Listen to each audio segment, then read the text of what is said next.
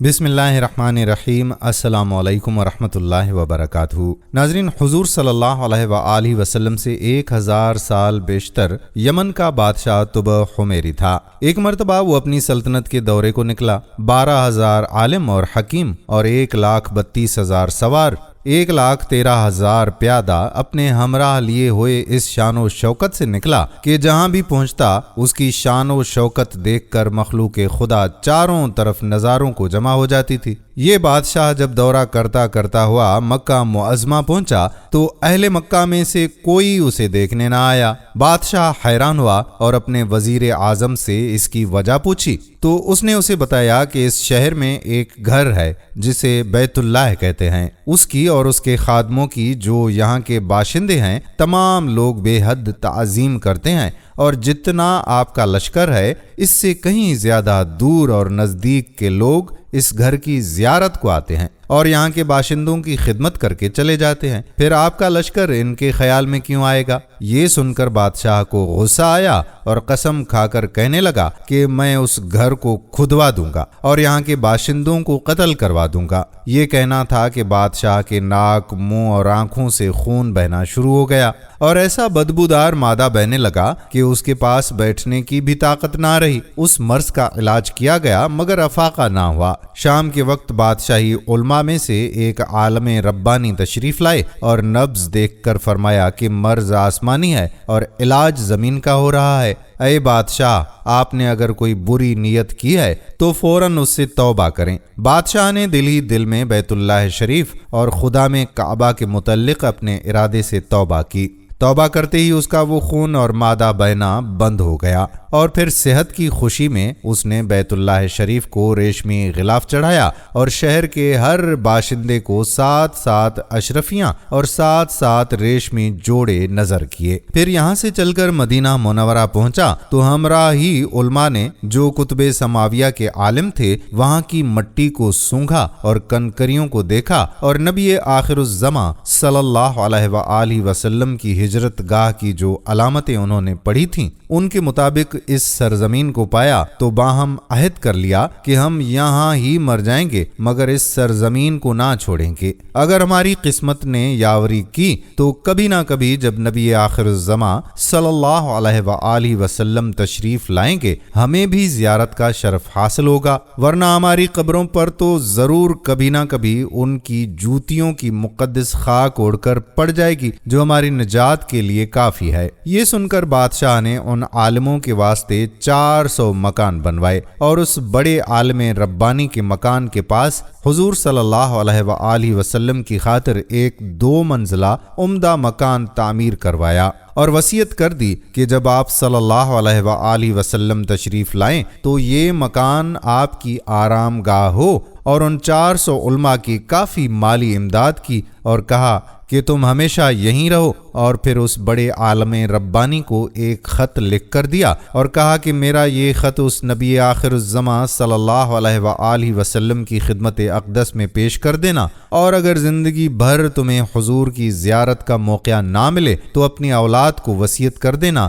کہ نسلاً بعد نسلاً میرا یہ خط محفوظ رکھیں حتیٰ کہ سرکار اقدس صلی اللہ علیہ وآلہ وسلم کی خدمت اقدس میں پیش کیا جائے۔ یہ کہہ کر بادشاہ وہاں سے چل دیا۔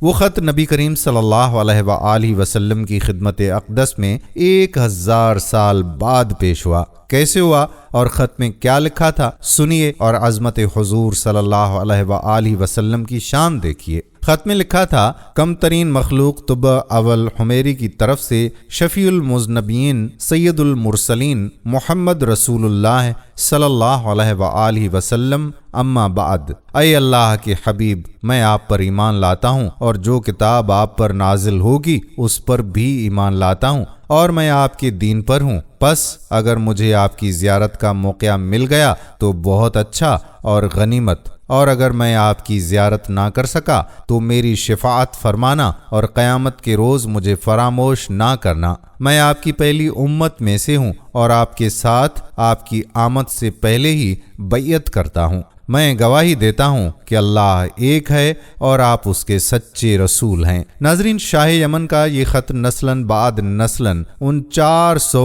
علماء کے اندر حرز جان کی حیثیت سے محفوظ چلا آیا، یہاں تک کہ 1000 سال کا عرصہ گزر گیا۔ ان علماء کی اولاد اس کثرت سے بڑھی کہ مدینہ کی آبادی میں کئی گنا اضافہ ہو گیا، اور یہ خط دست بدست وصیت کے اس بڑے عالم ربانی کی اولاد میں سے حضرت ابو ایوب انصاری رضی اللہ تعالی عنہ کے پاس پہنچا، اور آپ نے وہ خط اپنے غلام خاص ابو لیلہ کی تحویل میں رکھا۔ اور جب حضور صلی اللہ علیہ وآلہ وسلم نے مدینہ ہجرت فرمائی اور مدینہ کی الوداعی گھاٹی مسنیات کی گھاٹیوں سے آپ کی اونٹنی نمودار ہوئی، اور مدینہ کے خوش نصیب لوگ محبوب خدا کا استقبال کرنے کو جوق در جوق آ رہے تھے، اور کوئی اپنے مکانوں کو سجا رہا تھا تو کوئی گلیوں اور سڑکوں کو صاف کر رہا تھا، اور کوئی دعوت کا انتظام کر رہا تھا، اور سب یہی اصرار کر رہے تھے کہ حضور صلی اللہ علیہ وآلہ وسلم